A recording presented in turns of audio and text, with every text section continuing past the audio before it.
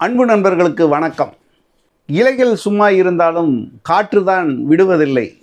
அப்படித்தான் இருக்கு ரிதன்யாவுடைய விஷயம். ரிதன்யா தற்கொலை செஞ்சிட்ட விவகாரத்தில் இன்னைக்கு வெவ்வேறு விதமான விஷயங்களை சில மீடியாக்கள் அவருக்கு எதிராகவே கிளப்பி கொண்டிருக்கின்றன. நாம் இந்த ரிதன்யா வழக்கு சம்மந்தப்பட்ட விஷயங்களை இதோடு முடிச்சுக்கலாம் அப்படின்னு தான் நம்ம நினைக்கிறோம்.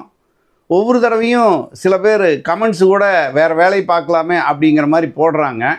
ஆனாலும் இலைகள் சும்மா இருந்தாலும் காற்று தான் விடுவதில்லைங்கிற மாதிரி இந்த விஷயத்தில் புது புது பூகம்பங்களை, புது புது தகவல்களை, புது புது சர்ச்சைகளை கிளப்பிக்கொண்டே இருக்கின்றன சில மீடியாக்கள்.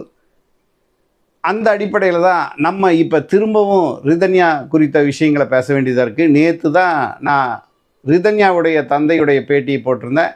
அது கூட ஒரு குறுகின காலத்தில் ஒரு 3/4 மணி நேரத்தில் அவர் வேலையாக போகிற அவசரத்தில் எடுத்த பேட்டியாக தான் அதை வெளியிட்டிருந்தேன். அது கூட ரொம்ப வற்புறுத்தி அவர்கிட்ட அந்த இது வாங்கினேன். அதில் நம்ம நேரடியாகவே நம்ம ஏற்கனவே பேசுன மாதிரியே இதை களமிறங்க வேண்டியதாக இருக்குது. என்ன விஷயம்னா, இதில் வரதட்சணை கொடுமை நடக்கவே இல்லை. ரிதன்யாவுக்கு பாலியல் ரீதியான துன்புறுத்தல் அவர் கணவர் மூலமாக நடக்கவே இல்லை. அவருக்கு மன ரீதியாகவும் உடல் ரீதியாகவும் ஒரு துன்பம் நடக்கப்படவே இல்லை. இன்னும் சொல்லப்போனால் ரிதன்யா கடைசியாக வெளியிட்ட, அதாவது சாகும்போது அவர் பேசி வெளியிட்ட அவங்க உணர்ச்சிபூர்வமாக பேசின அந்த கொந்தளிப்பு கூட பொய்.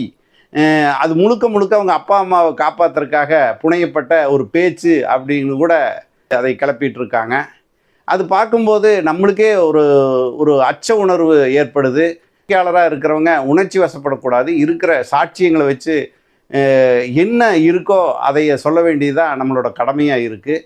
ஆனாலும் கூட மனிதன் உணர்வு வயப்பட்டவன் தானே. அப்படிங்கும்போது ஒரு பொண்ணு சாகும்போது எழுத்துப்பூர்வமாகவோ அல்லது வாய்மொழியாகவோ ஆடியோ மூலமாகவோ வெளியிடுறத நம்ம மரண வாக்கு மூலமாக தான் எடுத்துக்க முடியும். அந்த மரணிக்கும் தருவாயில் ஒருத்தர் பொய் பேசுவாங்களா அப்படின்னு நம்ம யோசிச்சு பார்த்தா இன்னைக்கு வரைக்கும் அது பொய்ன்னு யாருமே அது பண்ணதில்லை. அது ஒரு மரண வாக்கு மூலம்னா அது 100% பியூர் அப்படிங்கிற அளவுக்கு தான் எடுத்திருக்கு. அந்த மரண வாக்கு மூலம் பொய்னா அதுக்கு தகுந்த சாட்சியங்களை அந்த மரண வாக்கு மூலத்துக்கு எதிராக இருக்கக்கூடியவங்க, அந்த எதிரிகள் நிரூபிக்கணுமே ஒழிய நான் நிரூபிக்க முடியாது. அப்போது அது வரைக்கும் அந்த மரண வாக்கு மூலம் தான் நிஜம்ங்கிறத போலீஸ் தரப்போ, நீதிமன்ற தரப்போ, வக்கீல்கள் தரப்போ, பத்திரிகையாளர் தரப்போ நம்பியாக வேண்டிய ஒரு கட்டாயத்தை அந்த மரண வாக்கு மூலத்துடைய வேல்யூ அந்த சமூகத்தில் நிரூபணம் செஞ்சுட்டே வந்திருக்கு.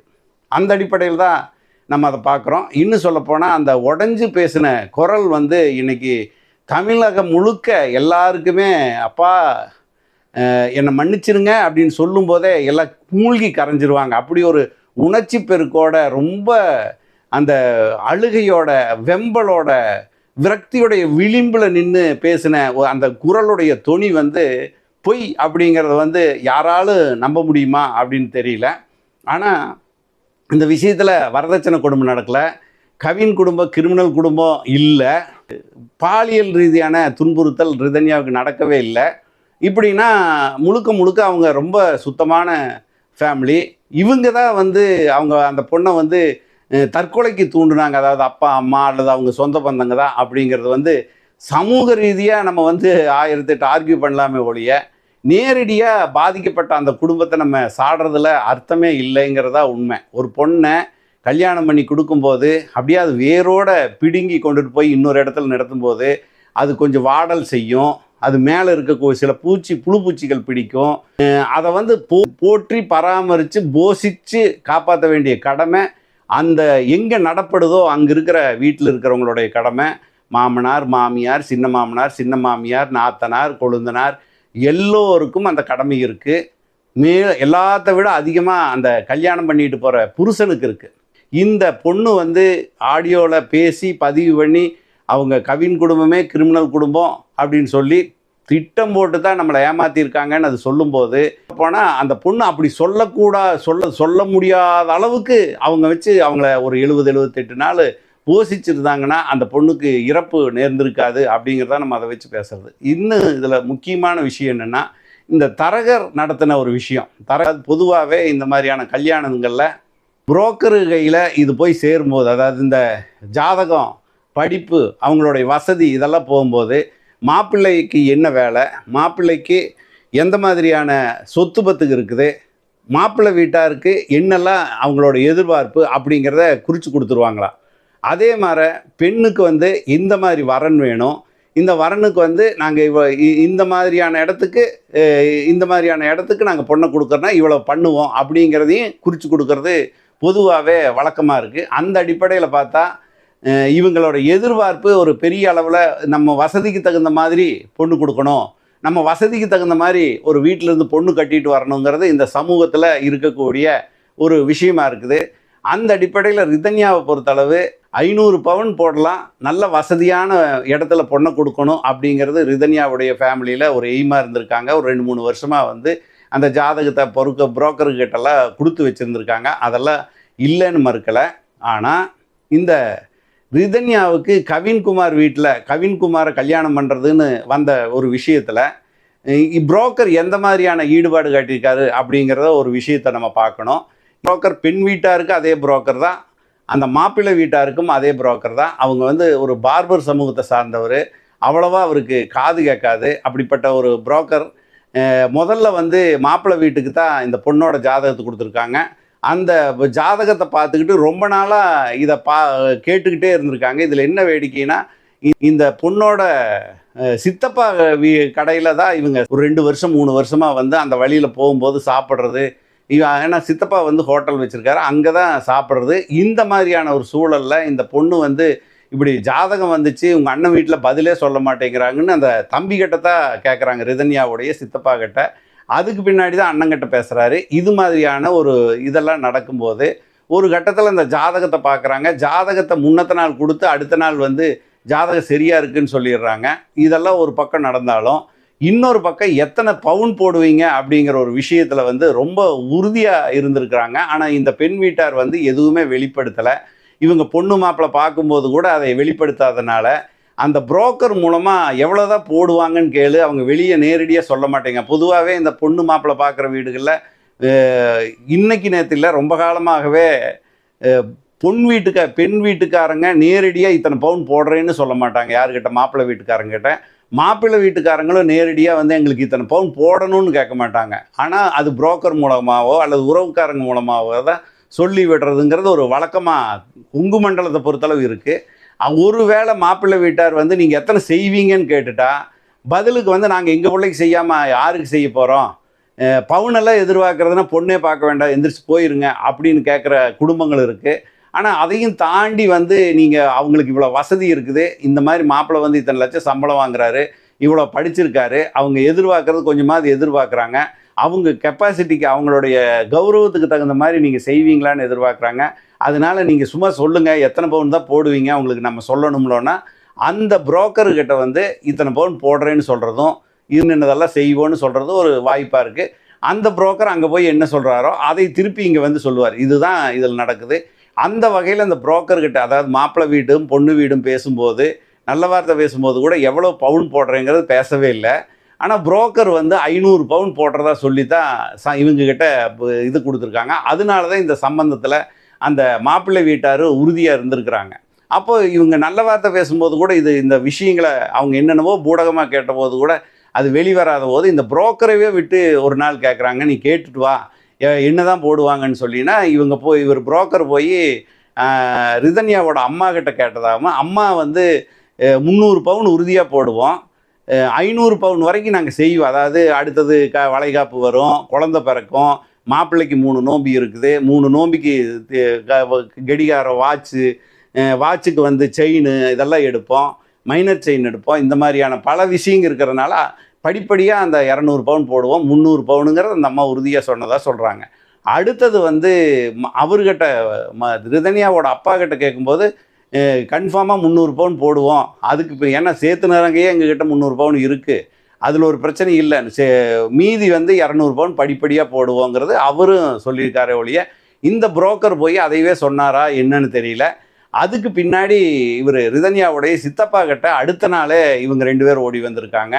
என்னுடைய அப்பாவும் அம்மாவும் வந்து உங்கள் தம்பி வந்து ஒரு பிடிமானமாக ஒரு விஷயத்த சொல்ல மாட்டேங்கிறாரு, இந்த நகை எவ்வளோ போடுவோன்னு சொல்ல மாட்டேங்கிறாரு, அதை கொஞ்சம் தெளிவுபடுத்திட்டு வாங்க. 500 பவுன் எல்லாத்துக்கிட்ட சொல்லியிருக்காங்க, ஆனால் இப்போ 300ன்னு சொல்கிறாங்க, 200ன்னு சொல்கிறாங்க, எது நிஜம் அப்படின்னோடனே இவர் சித்தப்பாவும் சொல்லியிருக்காரு, இல்லை அண்ணனோட மாமனார் மாமியார் மச்சினை இவங்க போட்ட நகைகளை 200 பவுனுக்கு மேலே இருக்கும். அது போக அவங்க புதுசாக ஒரு 100 பவுன் எடுத்து 300 பவுன் கன்ஃபார்மாக போடுவாங்க. இருந்தாலும் நீங்கள் கேட்குறதுனால நான் போய் கேட்டு சொல்கிறேன்னு உடனடியாக போய் அவங்ககிட்ட கேட்டு இது சொல்லியிருக்காரு. அப்போ அண்ணிக்கிட்ட கேட்கும்போது அதே புரோக்கர்கிட்ட சொன்னதையே சொல்லியிருக்காங்க. இவங்க கிட்டாமல் அண்ணங்கிட்ட கேட்கும்போது யாரத்தாலும் அதையவே சொல்லியிருக்காரு. அதையே திரும்ப வந்து இவங்ககிட்ட சொல்லும்போது அதுக்கு முன்னாடியே அவங்க அண்ணனும் அண்ணியும் என்ன கேட்டிருக்காங்க, இந்த நகை கேட்டு வந்து உங்ககிட்ட கேட்டது யார்? இது வந்து புரோக்கர் கேட்டாரா அல்லது அந்த மாப்பிள்ளையோட அப்பனும் அம்மாவும் கேட்டாங்களா, இல்லை மாப்பிள்ளை கேட்டாரான்னு கேட்டிருக்காங்க. அதுக்கு இல்லை மாப்பிள்ளையோட அப்பாவும் அம்மாவுமே 2 பேர் வந்து எங்கிட்ட கேட்குறாங்கன்னு. அப்படி கேட்குறவங்களுக்கு பொண்ணு இல்லைன்னு சொல்லிடு. ஏன்னா நேரடியாக வந்து கேட்குறாங்கன்னா அவங்க முழுசாக பவுனுக்கு தான் வந்து நிற்கிறாங்க. வேண்டான்னு அவங்கள சொல்லு. புரோக்கர்னால் விட்டுரு. இல்லை அவங்க ஒரு தெளிவாக தெரிஞ்சுக்கிறது கேட்குறாங்க அப்படின்னு சொல்லி தம்பி சமாளித்ததாக சொல்கிறாங்க. அதே மாதிரி அங்கே போய் இதை சொல்லும்போது அவங்க வந்து தெளிவாக வந்து அந்த நகைங்கிற ஒரு விஷயத்தில் தெளிவாக இருந்திருக்காங்க. அப்போ தெளிவாக இவங்க என்ன சொல்லியிருக்காங்கன்னா, 300 பவுனும் கூட வந்து 60 லட்சத்துலேருந்து 80 லட்சம் ரூபா மதிப்புள்ள காரும் வாங்கி கொடுக்குறேன், இது உறுதியாக செய்கிறேங்கிற அளவுக்கு போயிருக்கு. இது புரோக்கர்கிட்ட அதை இருந்து கிரகிச்சிருக்காங்க. அடுத்தது வந்து தம்பிக்கிட்ட, அதாவது பொண்ணோட சித்தப்பங்கிட்டவும் இந்த விஷயத்தை கிரகிச்சிருக்காங்க. அதே மாதிரி கல்யாணத்துக்கு வந்து ஆகிற செலவு வந்து 2 ஆளுக்கு பாதின்னு பிரிச்சுக்கிறது. ஜவுளி எடுக்கிறதுலேயே வந்து முழுக்க செலவு பாதி. அது அடிக்கிறது எப்படி பார்த்தாலும் ஒரு 3000 பத்திரிக்கை 4000 பத்திரிக்கை ஒருத்தருக்கு தேவைப்படுன்னு சொல்லி 1500 பத்திரிக்கை பிரித்ததாகவும் சொல்கிறாங்க. இது தவிர இவங்க பத்திரிக்கையை எக்ஸ்ட்ராவும் அடிச்சிருக்காங்க. இதெல்லாம் தான் இதில் நடந்தது. இதில் வேடிக்கை என்னென்னா, நிச்சயம் பண்ணுற வரைக்குமே எதுவுமே பேசாமல், நிச்சயத்தப்ப வந்து புரோக்கருக்கு பொதுவாகவே என்னென்னா ஒரு குறிப்பிட்ட தொகையை வந்து தரகு வேலை பார்க்குறதுக்காக வாங்குவாங்க. இப்போ புரோக்கருக வந்து 1 பவுன், அதாவது பொண்ணுக்கு 1 பவுன் போடுறாங்கன்னா அந்த பொன் வீட்டார் தரப்புலையா மாப்பிள்ளை வீட்டார் தரப்பில் 1 பவுனுக்கு 1000 ரூபா வீதம் தரகு வாங்குறதா சொல்கிறாங்க. அந்த வகையில் பார்த்தா ரிதன்யாவுக்கு 300 பவுன் போட்டால் 3 லட்சம் ரூபா கொடுக்கணும், 500 பவுன் போட்டால் 5 லட்சம் தரகருக்கு போகணும். ஆனால் இந்த தரகர் எவ்வளோ வாங்கினாருன்னு தெரியாது. ஆனால் பொண்ணு வீட்டுக்கு இவரே தரகர், மாப்பிள்ளை வீட்டுக்கு இவரே தரகருங்கும் போது நிச்சயம் பண்ணுற வரைக்குமே இவங்க எதுவும் பைசா கொடுக்கல. பொதுவாக தரகர்களுக்கு வந்து எப்படின்னா, கல்யாணத்தப்பவோ கல்யாணத்துக்கு முந்தி நிச்சயத்தப்போ ஒரு தொகை கொடுத்துருவாங்க. கல்யாணத்தப்போ முழு தொகையும் கொடுத்து ஒரு வேட்டி சேலையெல்லாம் வச்சு கொடுத்து பழம் இதெல்லாம் வச்சு கொடுத்து இது பண்ணுவாங்க. அதோட அந்த தொகையும் கொடுப்பாங்க. ஆனால் இந்த தரகரை பொறுத்தளவு முன்கூட்டியே வந்து கேட்டிருக்காரு. நிச்சயத்தப்பவே வந்து அண்ணாதுரை, அதாவது ரிதன்யாவுடைய அப்பா கிட்ட கேட்கும்போது இவர் என்ன பண்ணியிருக்காரு, ஒன்றா நான் சம்மந்திக்கிட்ட பேசலை, சம்மந்தி கலந்துட்டு கொடுக்குறேன், அதனால் வந்து இப்போதைக்கு உனக்கு செலவுக்கு வேணால் வாங்கிக்க, ஒரு 10,000 ரூபா கொடுத்துட்றேன்னு சொல்லி கொடுத்துட்டு, அதுக்கப்புறம் வந்து ரிதன்யாவோட அப்பா வந்து சம்மந்தி ஈஸ்வரமூர்த்தி கிட்ட பேசியிருக்கார். அவர் என்ன சொல்லியிருக்காருன்னா, இப்படி வந்து புரோக்கர் கேட்குறா, நிச்சயம் முடிஞ்சோடனே கொடுங்கன்ட்டு கேட்குறா, எவ்வளோ கொடுக்கலாம், நான் ஒரு 50,000 கொடுத்துட்றேன், நீங்கள் ஒரு 50,000 கொடுத்தா போதும் இல்லைன்னா ஓகே போதும் அப்படின்னு சொல்லியிருக்காரு. அதையவே இவரும் வச்சுக்கிட்டு ஒரு 10 நாள் கழித்து கொடுக்கலான் இருக்கும்போது வேறொரு சமயத்தில் பேசும்போது எவ்வளோ கொடுக்குறேன்னு கேட்டோன்னே ஈஸ்வரமூர்த்தி என்ன சொல்லியிருக்காருன்னா, ஐயா நான் அன்னைக்கே அடுத்த நாளே வந்தான் புரோக்கரு, 1 லட்சம் ரூபா நான் கொடுத்துட்டேன் அப்படின்னு சொல்லியிருக்காரு. அப்போ இவர் பதிலுக்கு சொல்லியிருக்காரு, இல்லை எங்கிட்ட பேசுனது ஒரு 50,000 கொடுக்கலான்னு தான் நீங்கள் பேசுனீங்க, நீங்கள் 1 லட்சம் கொடுத்துட்டா இது என்ன சரியாக இருக்குது, சரி விடுங்க அப்படின்னு சொல்லிட்டு வந்து இந்த புரோக்கருக்கு இவரும் 1 லட்சம் கொடுத்துருக்காரு. அதாவது ஏற்கனவே 10,000 கொடுத்தது, இப்போ கொடுத்தது சேர்த்து ஒரு 1 லட்சம் ரூபா, அங்கேயும் 1 லட்சம் இங்கேயும் 1 லட்சம் வாங்கியிருக்காரு. இப்போ இந்த 1 லட்சம் வாங்கினது கூட பிரச்சனை இல்லை. இப்படி ஒரு கல்யாணம் நடந்ததில் புரோக்கர் காசோட இவ்வளோ போயிருக்கு. இப்போ வந்து முக்கியமான சாட்சியம் வரதட்சணை கொடுமை நடந்ததா இல்லையா அப்படிங்கிற ஒரு கேள்வி வரும்போது இந்த புரோக்கருடைய சாட்சியம் முக்கியமாகுது. அப்போது இந்த புரோக்கர் சாட்சியை சொல்கிறதுக்காக முழுக்க ஈஸ்வரமூர்த்தி குடும்பத்துடைய கைப்பாவையாகவே இந்த புரோக்கர் செயல்பட்டு கடைசியாக போய் போலீஸில் என்ன நடந்ததுன்னு கேட்கும்போது இல்லை இந்த மாதிரிங்கிற இந்த விஷயங்களை எல்லாம் சொல்லியிருக்காரு. ஆனால் இதில் என்ன இதுன்னா, கடைசியாக வந்து வரதட்சணை அவங்க கேட்டாங்களா, இவங்க கொடுக்குறேன்னு சொன்னாங்களா அப்படிங்கும்போது கொடுக்குறேன்னு சொன்னதுங்கிறது மட்டும்தான் சொல்லி இவங்க சொல்லியிருக்கிறதா சொல்கிறாங்க. இவங்க கேட்ட விஷயங்களை எல்லாம் சுத்தமாக மறைச்சிட்டு தான் சொல்கிறாங்க. அப்போ முழுக்க இதில் புரோக்கர் வந்து முழுக்க ஈஸ்வரமூர்த்திக்கு இருக்கிற மாதிரியான செய்திகள் வந்து இப்போ வெளியே வந்துக்கிட்டு இருக்கு. இதில் வந்து இந்த புரோக்கர் டபுள் கேம் விளையாடினாரா, இவங்ககிட்ட வந்து நல்ல மாதிரியாகவே சொல்லிவிட்டு அவங்கக்கிட்ட நல்ல மாதிரியாக சொல்லிவிட்டு அங்கே சாட்சியத்தில் என்ன சொன்னார்னு தெரியலையா அப்படிங்கிற ஒரு கேள்வியும் இருக்குது. இதில் என்ன விஷயம்னா, இப்போ வரதட்சணை கொடுமை அப்படின்னு ஒரு விஷயம் வரும்போது இந்த பொண்ணுக்கு வந்து 300 பவுன் போட்டிருக்காங்களா, 200 பவுன் போட்டிருக்காங்களா, மீதி பவுன் எங்க, வீட்டுக்கு மாப்பிள்ளை வீட்டுக்கு வரும்போது இத்தனை பவுன் தான் கொண்டு வந்த, உங்கள் வீட்டில் அது வச்சிருக்கிறியா, இப்படிங்கிற மாதிரியான பிரச்சனைகள் நிறைய நடந்ததாக சொல்கிறாங்க. உதாரணத்துக்கு 20 நாளில் இந்த பொண்ணு வந்து ரிதன்யா அவங்க மாமனார் வீட்டில் இருந்து நைட்டு 12 மணிக்கு அவங்க அம்மாவுக்கு ஃபோன் பண்ணுது. ஃபோன் பண்ணி விசும்பி இருக்குது. விசும்பி அம்மா நான் காலையில் வந்துடுறேன்னு சொல்லியிருக்கு.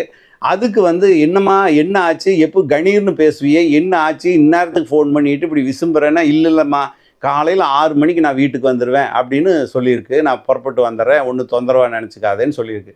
இது நடந்து ஒரு 10-15 நிமிஷத்தில் ரிதன்யாவுடைய மாமனார் பேசியிருக்காரு. உங்கள் பொண்ணு வந்து உடனடியாக வீட்டுக்கு போகணும்னு நிற்கிது, புறப்பட்டு நிற்கிது, நீங்கள் வந்து கூட்டிகிட்டு போங்கன்னு இருக்காங்க. அதுக்கப்புறம் ரிதன்யாவோட அம்மாவும் அப்பாவும் புறப்பட்டு போய் அந்த பொண்ணை பொட்டியோடு அங்கே நின்றுருக்குது, கூட்டிகிட்டு வந்திருக்காங்க.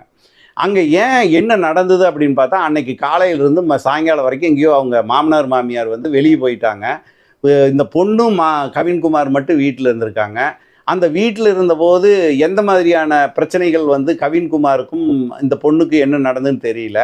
அப்போது ஒரு வேளை புது பொண்ணு புது மாப்பிள்ளை 20 நாள் தான் ஆச்சு, ஒருத்தர் பெரியவங்களும் வீட்டில் இல்லைங்கும் போது என்ன நடந்திருக்கும் அப்படிங்கிறது நம்ம சாதாரணமாக யூகிக்க முடியும். அதனால் ஏதோ ஒரு ஊழல் வந்திருக்கும், வீட்டுக்கு வந்தோடனே மாமனார் மாமியார் கூட ஏதாவது பிரச்சனையாக இருக்கும் அப்படின்னு சாதாரணமாக நினச்சிருக்காங்க. அப்படி இல்லை. அடுத்த நாள் வந்து காலையிலேயே அவங்க மாமனார் மாமியார் வர சொல்லு அப்படின்னு சொல்லி ரிதன்யா பொண்ணே சொல்லியிருக்கு. அதுக்கப்புறம் அவங்க மாமியாருக்கு ஃபோன் பண்ணி வர சொன்னோன்னே கவின்குமார், மாமனார் மாமியார் 3 பேர் வந்திருக்காங்க. அப்போ வந்தபோது கூட இந்த பொண்ணு வந்து மாமியார்கிட்ட தனியாக பேசணும்னு சொல்லி அந்த ரூம்குள்ளே போய் உட்காந்து பேசிகிட்டு இருந்திருக்கு. அப்போ வந்து என்னென்ன தனக்கு வந்து புருஷன் முன்னத்த நாள் செஞ்சாங்கிற விஷயங்களை பூரா அந்த பொண்ணு அந்த இடத்துல தான் தனக்கு பாலியல் தொந்தரவு மகன் எந்த மாதிரி எல்லாம் கொடுத்தாருங்கிற ஒரு விஷயத்தை, அந்தரங்கமான விஷயத்தை பூரா மாமியார்கிட்ட சொன்னதாக சொல்கிறாங்க. அந்த நேரத்தில் இங்கே ரிதன்யாவோட அம்மா கிட்ட வந்து சத்தம் போட்டு பேசிட்டு சண்டை பிடிக்கிற மாதிரி இருந்திருக்காரு கவின்குமாரோட அப்பான்னு சொல்கிறாங்க. என்ன சண்டை, 500 பவுன் போடுறேன், நீங்கள் 500 பவுன் போட்டிங்களா, இப்போ 300ங்கிறீங்க, 300 அங்கே வந்துச்சான்னு தெரியல, ஆச்சு பூச்சுன்னு இந்த பவுன் நாயமே அவர் பேசிகிட்டே இருந்திருக்காரு. இப்போ இந்த சவுண்டு ஓடும்போது இவர் என்ன சொல்கிறாரு, என்ன நடந்தது அப்படிங்கிறத அந்த அம்மா புரியாமல் இருந்த நேரத்தில் ஒரு அரை மணி நேரம் 40 நிமிஷமாட்ட மாமியார் கூட பேசிட்டு ரிதன்யா இது பண்ணும்போது திரும்ப வீட்டுக்காரரை ஏங்க கொஞ்சம் வாங்கன்னு ஈஸ்வரமூர்த்தியை அவங்க ஒய்ஃப் கூப்பிட்ருக்காங்க. உள்ளே போய் அதுக்கப்புறம் அவங்க அப்பாவும் பேசியிருக்கார். இந்த இடப்பட்ட நேரத்தில் கவின்குமார் அங்கே இருந்திருக்காரு. ஆனால் கவின்குமார் என்ன பண்ணிட்டு இருந்திருக்காருன்னா செல்ஃபோனைவே நோண்டிட்டு இருந்திருக்காரு. இவங்க அப்பா ரிதன்யாவோட அம்மா கூட சண்டை போடும்போது கூட பார்த்தீங்கன்னா எந்த ஆக்ஷனும் இல்லாமல் அந்த செல்ஃபோனைவே நோண்டிட்டு இருந்திருக்காரு. இப்போ என்ன பிரச்சனைனா, உள்ளுக்குள்ளே போய் மாமியார் கூட ரிதன்யா பேசும்போது ரிதன்யா என்ன பேசுனாங்கிறது வந்து ஒருவேளை மாமியார் வந்து செல்லை ஆன் பண்ணி வச்சு அதைய வந்து கவின்குமார் கேட்டிருந்தாரா, இல்லை அதில் வந்து ரெக்கார்டு எதுவும் ஆப்ஷன் வச்சு பண்ணிகிட்டு இருந்தாரா அப்படிங்கிற சந்தேகத்தை இப்போ வந்து ரிதன்யா குடும்பம் வெளிப்படுது. அப்போ அது தோணலை. இப்போ அதை விட இன்னொரு முக்கியமான விஷயம்னா, உள்ளே போன மாமனார் வந்து மாமியாரையும் கூப்பிட்டு கொஞ்சம் நேரத்தில் வந்து, ஐயோ இவ்வளவு நல்ல பொண்ணை கட்டி கொடுத்துருக்குறீங்க, எங்கள் வீட்டுக்கு வந்த மகாலட்சுமி, அதை நாங்கள் காப்பாற்றணும், ரொம்ப நல்ல பொண்ணு, இப்படி பொண்ணு வர்றதுக்கு நாங்கள் கொடுத்து வச்சுருக்கோன்னு அப்படியே அந்த டோனை மாற்றி பேசியிருக்காங்க. என்ன நடந்தது அப்படின்னு பின்னாடி விசாரிக்கும் போது தான், பின்னாடி அதாவது ரொம்ப நாள் கழித்து அந்த கடைசி 2 நாளுக்கு முன்னாடி பேசும்போது தான் இந்த பொண்ணு வந்து எந்த இடத்துலையும் வந்து துணி மாற்றுறதுனா கூட, குளிச்சுட்டு துணி மாற்றுறதுனா கூட அந்த பாத்ரூமில் குளித்து முடித்து துணி மாற்றி யார் அம்மா முன்னாடி கூட வந்து துணி மாற்றுறதுங்கிற வேலையை வச்சுக்காது. அவ்வளவு ரொம்ப கவனமாக இருக்கக்கூடிய பொண்ணு இந்த தடவை தனக்கு நடந்த துன்பங்களை வந்து மாமியார்கிட்ட ப்ளவுஸை கழட்டி எங்கெல்லாம் காயம் இருக்குதுங்கிறதெல்லாம் காட்டியிருக்கு. குறிப்பாக இந்த இடத்துல வந்து நல்லா கிள்ளி கிள்ளி வைக்கிறாரு அப்படின்னு சொல்லி கிள்ளி வச்சது பெரிய வடுவாக இருந்ததெல்லாம் காமிச்சிருக்கு. இதெல்லாம் காமிச்ச பிறகு தான் ஐயோ இவ்வளோ கொடுமை நடந்திருக்கான்னு அந்த அம்மா வந்து புருஷனை கூப்பிட்டுன்னு சொன்னதாகவும் இவங்க சொல்கிறாங்க. அப்போது ஒரு பெண்ணை வந்து எப்படி கையாளணுங்கிறது இல்லாமல் ஒரு மூர்க்கத்தனமாக கையாண்டதோ அல்லது கிள்ளி வச்சதோ இல்லை வேறு ஏதாவது இது பண்ணினதோ ஒரு சித்திரவதை நடந்ததுனால தான் இந்த பொண்ணு வந்து அன்றைக்கி பையனுடைய இதுன்னு தாங்க முடியாமல் போய் குளிச்சிருக்குது. இந்த காயங்கள்லாம் ஆன பின்னாடி குளியல் போட்டுட்டு வந்து அந்த இதில் வந்து ஒரு தீபம் போட்டிருக்கு, அதாவது விளக்கை தொடச்சி தீபம் போட்டிருக்குது வீட்டில். அந்த தீபம் போட்ட போது மாமனார் மாமியார் வெளியே போயினவங்க வந்திருக்கிறாங்க. இங்கே தீபம் எரிஞ்சிட்டு இருக்கிறத பார்த்தோன்னே ரிதன்யாவுடைய மாமனார் சத்தம் போட்டதாகவும் இவ்வளோ 4,50 கோடி ரூபாயில் நான் வீட்டை கட்டி வச்சிருக்கிறேன், இப்படி போட்டு புகை போட்டுட்ருக்கிறியா ஆச்சு பூச்சுன்னொன்னே இந்த பொண்ணு டென்ஷன் ஆகி உடனடியாக அந்த தீபத்தையெல்லாம் அமைச்சிட்டதாகவும் இதில் தான் அவங்களுக்குள்ள வாக்குவாதம் நடந்தோடனே இந்த பையனை பற்றி ஏதோ இது பண்ணும்போது அந்த பையன் வந்து அதாவது கவின்குமார் வேறு மாதிரி டீல் பண்ணி அவங்களுக்கு ஒரு முகம் காட்டினோடனே இது பயங்கரமான ஆளுகளாக இருக்காங்க, 3 பேர் 3 விதமாக நாடகம் ஆடுறாங்கன்னு உடனடியாக நான் எங்கள் வீட்டுக்கு கிளம்புறேன்னு அது பொட்டிக்கிட்டியெல்லாம் தூக்கினோடனே அந்த இடப்பட்ட நேரத்தில் தான் அம்மாவுக்கு ஃபோன் பண்ணி நான் காலையில் வந்துடுறேன்னு சொல்லியிருக்கேன். அதுக்கப்புறம் இந்த சத்தமெல்லாம் நடந்த பிறகு தான் பொட்டி கட்டிட்டு ரெடியாக இருந்திருக்கு. அப்புறம் தான் வந்து அது கிளம்பி இங்கே வந்திருக்கு. நைட்டில் வந்து அவங்க அப்பா அம்மா கூட்டிகிட்டு வந்தது. அதுக்கு அடுத்த நாள் இது நடந்திருக்கு. அந்த நாளில் கூட நகை இவ்வளோ போட்டீங்க, நகை இவ்வளோ போடலை அப்படிங்கிற சத்தம் தான் ஈஸ்வரமூர்த்தி போட்டாரே ஒழிய எந்த இடத்துலையும் பையனுக்கு இப்படி நடந்துருச்சு இல்லை பிள்ளைக்கு இப்படி நடந்துருச்சு அந்த விஷயத்தை வந்து எதுவுமே சொல்லவும் இல்லை, காதலையும் போடலை அப்படிங்கிறது சொல்கிறாங்க. இது மாதிரி பல இன்சிடென்ட் சொல்கிறாங்க. அந்த வகையில் வந்து புரோக்கரும் வந்து முழுக்க இவங்ககிட்ட பேசும்போது ஆமாங்க அவங்க இவ்வளோ பவுன் கேட்டாங்க, அதனால தான் நான் வந்து உங்ககிட்ட சொன்னேன், அதைத்தான் நான் அவங்ககிட்ட போய் சொன்னேன், அதை நீ சரியாக போலீஸில் சொல்லு அப்படின்னு தான் இவங்க சொல்லியிருக்காங்க. ஆனால் அங்கே போய் இவங்க தான் கேட்டதாக சொல்லி மாற்றி சொல்லியிருக்காரு அப்படிங்கிறாங்க. இப்போ வந்து என்ன தான் பண்ணாலும் இந்த புரோக்கர்கிட்ட வந்து வரக்கூடிய சாட்சியம் எந்த மாதிரி இருக்கும், அது வந்து எந்த மாதிரியான பின்விளைவுகளை ஏற்படுத்தும், ஒரு பிரச்சனைன்னு வந்தால் தான் அந்த புரோக்கர்களுடைய டபுள் கேம் தெரியும். இன்னும் சொல்லப்போனால் உறவுக்காரங்கிட்ட வந்து இவங்க கேட்குறாங்க எத்தனை நகை போடலாம், எத்தனை வரதட்சணை கொடுப்பாங்க, எத்தனை சீர் சிறப்பு செய்வாங்க. நான் ஏற்கனவே சொன்ன மாதிரி வீட்டில் வந்து அதாவது திருமணத்துக்கு முன்னத்த நாளே வந்து எத்தனை நகை போடுறோம், என்னென்ன நகை போடுறோன்னு அப்படியே உறவுக்காரங்க மத்தியில் விரித்து காட்டுவாங்க. நீங்கள் அதை காட்டலன்னு கூட ஒரு பிரச்சனை பண்ணியிருக்காங்க. அதே மாதிரி இந்த வால்வோ கார் எடுக்கிற இடத்துல போய் கார் எடுக்கிறது வந்து புக் பண்ணது வந்து கவின்குமார் தான். இந்த கடையில் எடுக்கலான்னு சொல்லிட்டு புக் பண்ணிவிட்டு இவங்க அப்பாவை சித்தப்பாவை எல்லாத்தையும் வர சொல்லியிருக்காங்க. அந்த இடத்துல ஒரு 3 கடை கேட்டு வச்சுருக்கிறேன், நீங்கள் வாங்கன்னு கூப்பிட்ருக்காங்க. அதே மாதிரி இவங்களும் போயிருக்காங்க. போன பிறகு அந்த 3 கடையை விட்டுட்டு ஒரு கடையில் மட்டும் போய் இந்த பேட்டரி கார் எடுக்கிறதுக்காக பிளான் பண்ணி அவர் சொல்லியிருக்காங்க. அவங்க ஒரு 65 லட்சம் 62 லட்சம் என்னமோ சொல்லியிருக்கிறாங்க. இந்த பேட்டரி காரை போய் 62 லட்சத்துக்கு எடுக்கிறதுக்கு 2 கார் எடுத்துக்கலாமே, இது வந்து நாளைக்கு வந்து பேட்டரி போச்சுன்னா லட்சக்கணக்கில் செலவு பண்ணி மாற்றணுமேனோன்னா எனக்கு இந்த கார் தான் வேணும் அப்படிங்கிற அளவுக்கு ஆகி அங்கேயே ஒரு பிரச்சனையாக இருக்குது. அதுக்கப்புறம் வந்து ரிதன்யா ஃபோன் பண்ணி அவங்க சித்தப்பாவுக்கு ஃபோன் பண்ணி அப்பாவுக்கும் ஃபோன் பண்ணி எனக்கு ஒயிட் கலர் கார் தான் வேணும், நீ வேறு கலர் எடுத்துடாதேன்னு போது இல்லை எனக்கு இந்த கலர் தான் பிடிக்கும், எனக்கு இதுதான் வேணும் அப்படின்னு சொல்லி கவின்குமார் அங்கேயே ஒரு பிரச்சனை பண்ணி அதில் வந்து வேறு வழியே இல்லாமல் அந்த காரை எடுக்க வேண்டிய ஒரு கட்டாயத்துக்கு ஏற்படுத்தியிருக்காங்க. இப்படி கார்லேயும் சரி இந்த நகையிலையும் சரி பிரச்சனையெல்லாம் பண்ணிவிட்டு இன்றைக்கி விபரீதமான முடிவுக்கு வந்து ரிதன்யா போய் தற்கொலைங்கிற அளவில் போய் கடைசியில் இது வந்து ஆடியோக்குலாம் நிறைய வந்த பின்னாடி ஒரு சென்சிட்டிவான பின்னாடி நாங்கள் வரதட்சணையே கேட்கல, அவங்களா கொடுக்குறேன்னாங்க அப்படிங்கிற மாதிரியான ஒரு இதை க்ரியேட் பண்ணுறது இருக்குது பாருங்கள். அது வந்து அநேகமாக ரிதன்யாவுக்கு மட்டுமில்லை, இந்த ஆண் வர்க்கம் திருமணத்தில் பெண் வீட்டை முதல்ல வந்து ஒன்றுமே எனக்கு வேண்டாம் அப்படின்னு சொல்கிறதும் பின்னாடி வந்து இப்படி ஒரு மறைமுகமாக சூசகமாக கேட்டு கடைசியில் கல்யாணம் பண்ணின பிறகு டார்ச்சர் பண்ணுறதுங்கிறது எல்லா பக்கம் இயல்பாக நடக்கிறதா. இந்த விஷயத்தை வந்து சில நாட்கள் இதை வந்து திசை திருப்பி அரசியல் ரீதியாகவும் அவர் இந்துத்துவக்காரரு, இப்படியான ஆள், இப்படியான கேரக்டரு, அவங்க அப்பா பொய்யே தான் பேசுவார், அம்மா பொய்யே தான் பேசுவாங்க, அப்போ ஏங்க ஒரு பொண்ணு இறந்து கிடக்குது, இறந்த பின்னாடி அதுக்கு சட்ட போராட்டம் நடத்திட்டு இருக்காங்க. ஒரு போலீஸ் வந்து தான் செய்ய வேண்டிய கடமை, அதாவது வரதட்சணை கொடுமை, பெண் வன்கொடுமை, இந்த மாதிரியான செக்ஷன்கள் போடுறத வந்து இல்லாமல் கொலைக்கு தூண்டுதல் அப்படிங்கிறது மட்டும் போடும்போது இதெல்லாம் போடணும் அப்படின்னு அவங்க போராடிட்டு இருக்கும்போது நம்ம யார் பக்கம் நின்று பேசுவோம்? சிறையில் இருக்கக்கூடியவங்க வந்து தன் பக்கம் பேசணும்னா அவங்க தான் வந்து பேசணும். நம்ம ஏற்கனவே ஒரு பதிவில் போட்ட மாதிரி அவங்க தான் தன்னுடைய யோகிதாம்சத்தை நிரூபிக்கணுமே ஒழிய எந்த இடத்துலையும் நம்ம, ஏன்னா இன்றைக்கி நம்ம கண்ணு முன்னாடி பாதிக்கப்பட்டிருக்கிறது அந்த குடும்பம், ரிதன்யா இறந்துட்டாங்க. அந்த இடத்துல நின்று நம்ம புரோக்கர் வந்து என்ன நடந்தது அப்படிங்கிறது யதார்த்தமாக சொன்னாவே உண்மையிலேயே ரிதன்யாவுக்கான நீதி கிடச்சிரும். ரிதன்யா ஏன் தற்கொலை பண்ணாங்கன்னு தெரிஞ்சுக்கும்.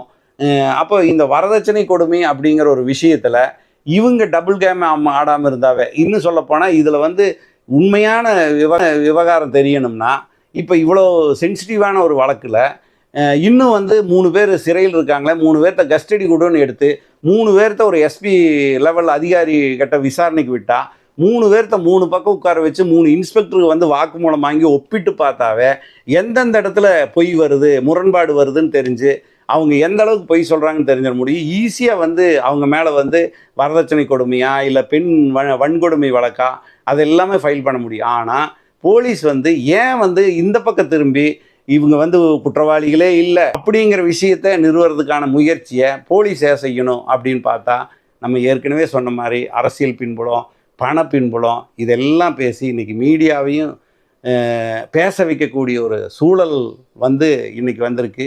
அதில் ரிதன்யாவுடைய அப்பா மிகப்பெரிய அளவில் சட்ட போராட்டம் நடத்திட்டு இருக்காரு. இன்னும் சொல்லப்போனால் அவர் சார்ந்த சமூகத்தில் இந்த மாதிரியான விஷயங்களை பொண்ணு தான் போயிட்டா எதுக்கு இதை போட்டு வெளியே சொல்லி சொல்லி சொல்லி சொல்லி அசிங்கப்படுத்திகிட்டு இருக்க அப்படின்னு சொல்லி அவர் சமூகம் சார்ந்த நிறைய பேர் வந்து சொல்லுவாங்க. ஏன்னா இது எல்லாமே வெல் டு டூ டாப்பில் இருக்கக்கூடிய தொழிலதிபர்கள் இருக்காங்க.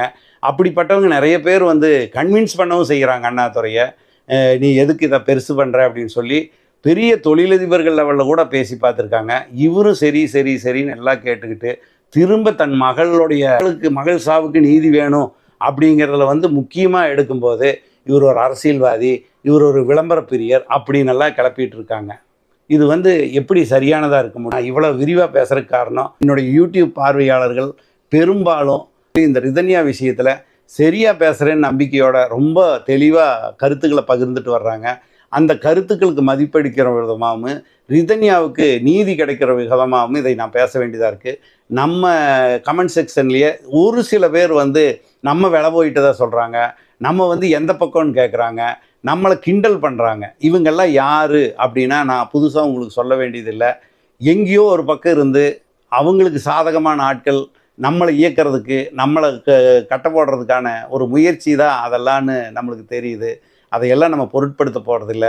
ரிதன்யாவுடைய விவகாரத்தில்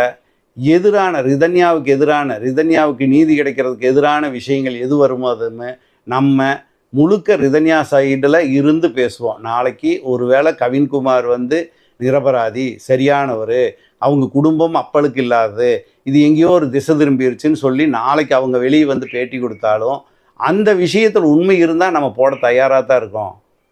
எந்த இடத்துலையும் நம்ம யாருக்கும் பாதகமாக இல்லை. ஆனால் இந்த பெண்ணு இறந்ததுக்கு முதற் காரணம் யார் அப்படிங்கும்போது அந்த பொண்ணே கடைசியில் சாகும்போது ஆடியோவில் முழுமையாக இவங்களால தான் நான் சாகிறேன் அப்படிங்கிறத தெளிவாக சொல்லிட்டு செத்துருக்கிறதுனால, இன்னும் சொல்லப்போனால் உங்கள் வீட்டுக்கு கல்யாணமாகி வரக்கூடிய பெண்ணை காப்பாற்ற வேண்டிய முழு பொறுப்பு உங்களுக்கு தான் இருக்குது. நீங்கள் அதை விட்டுட்டு விலகுனீங்கன்னா அந்த பொண்ணு வந்து இல்லை இந்த வீட்டில் வந்து வாழவே முடியாதுன்னு சொல்லி தற்கொலை பண்ணிக்குதுன்னா அதுக்கு முழு பொறுப்பும் நீங்கள் தான் இருக்க முடியும்னு நான் மட்டும் சொல்லலை, தர்மமும் சொல்லுது, சட்டமும் சொல்லுது. அதைத்தான் நம்மளும் சொல்கிறோம். அடுத்தது இதில் என்ன நடக்கும்னு தெரியல. நடக்கும்போது இன்னும் அது சார்ந்த வேறொரு காணொளியில் உங்களை நான் சந்திக்கிறேன். நன்றி, வணக்கம்.